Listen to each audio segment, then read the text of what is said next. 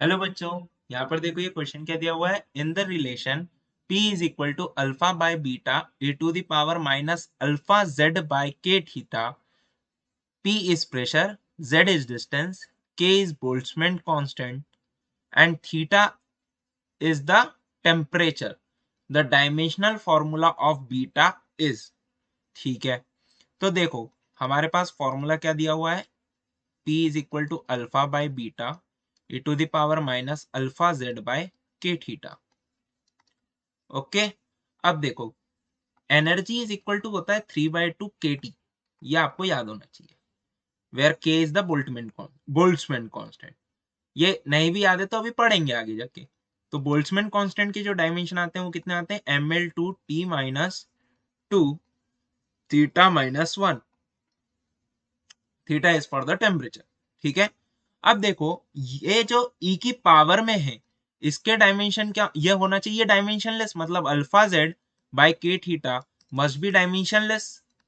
ठीक है, क्योंकि because it is in the power of ई।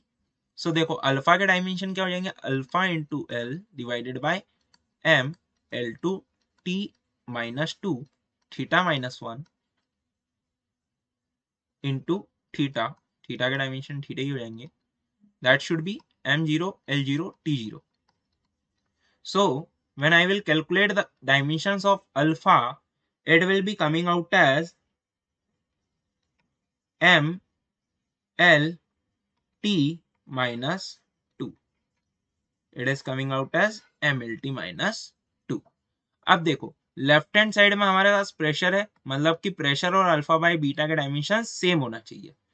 तो बीटा के डायमेंशंस हमें पता करना है। प्रेशर के डायमेंशंस कितने हो जाते हैं, it is basically your force upon area. So इसके डायमेंशन हो जाएंगे आपके M L minus 1t-2 pressure के। अल्फा का डायमेंशन कितना है, एम एल टी माइनस 2। नीचे आ गया बीटा। सो बीटा के डायमेंशन सब मैं देखता हूं तो it is coming out as l square. Okay, so the dimensions of beta is m0 l2 t0. So option A is the correct choice. Thank you.